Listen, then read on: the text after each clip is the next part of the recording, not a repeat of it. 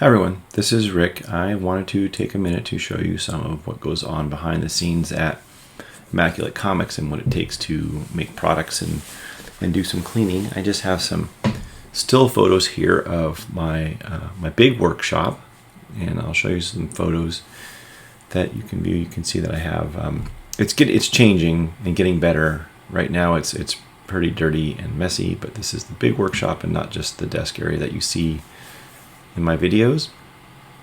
And you'll notice that it obviously needs some work, but I'm working on capacity, and I have my helper here. He is aiding me so we can get through a lot of books more quickly, and that's it. That's what that looks like. Next, I'm going to show you a couple things. One is how I determine what kind of foxing is in my foxing, and I use X-ray for that.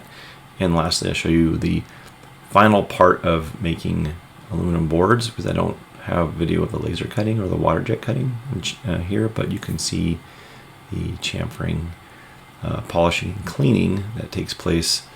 You know, some of the boards I'm actually starting to buy pre-polished, so I wouldn't go through this really exhaustive sort of polishing procedure. So you'll have a film, and it costs me more money, but it's a lot less work. So anyway, I hope that you enjoy. All right, take care. Bye-bye. Hi, this is Rick. I am going to do an X-ray scan on this comic book here to determine the source of the foxing in this book. I'll show you an inset photo here of what I'm talking about for foxing. It's little small orange spots, and you'll see them. They're going to be on this surface. And we're going to put it in this X-ray, and then we're going to try to determine the source of the foxing, whether it's metallic foxing or it's fungal.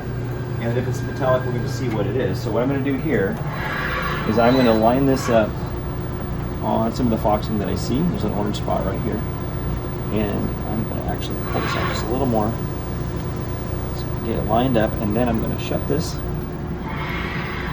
And if you take a look at my screen here, you will see that it is, actually I don't see it on there.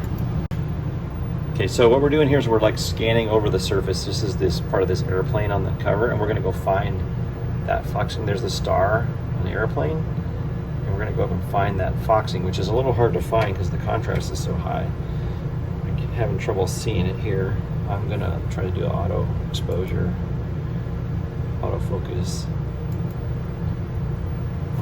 Don't really see it, so we're going to try one more thing.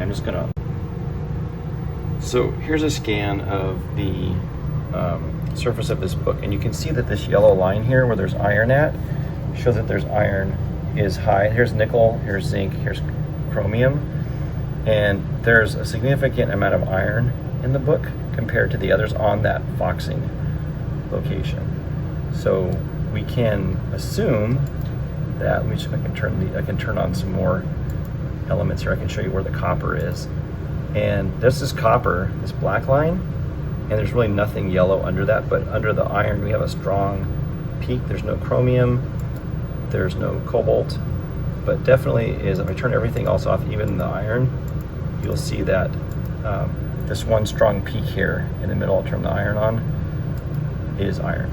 And so this is in the surface of the comic book itself. And so if we go over here to the X-ray, we can see that these spots here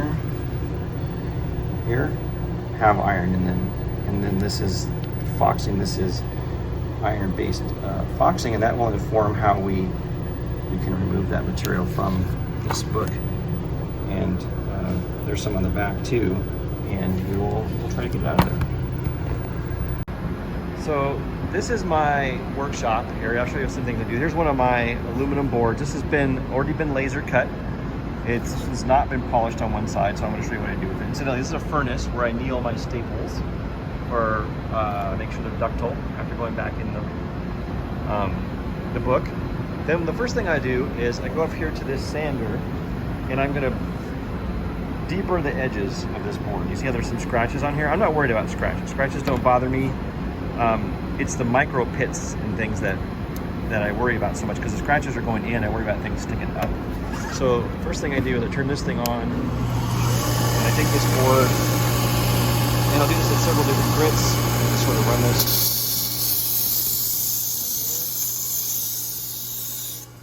Back.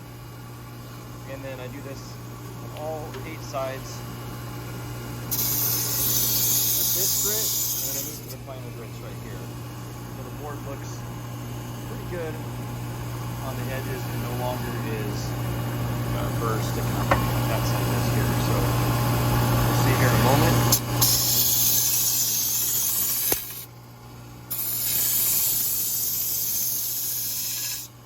See what this is. Well, you can't really tell, but it's definitely less burred than it was. It's not as sharp. So next, with this hand polisher,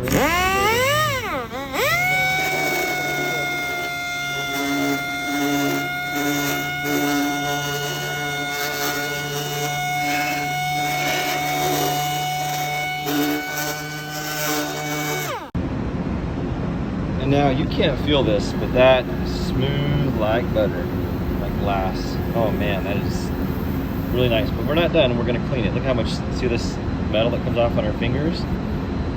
We're going to clean that off of there. So the next thing we could anodize these, and we probably will in the future, but that's a lot of work. But we'll electro clean them and we'll silk clean them. So watch the surface of this board. Watch what happens to it. It's going to start etching. There we go. See the bubbles coming off? Yeah. See that? I'm etching and getting all that gray smut out of it so that this thing is nice and clean. And I'll put there we go.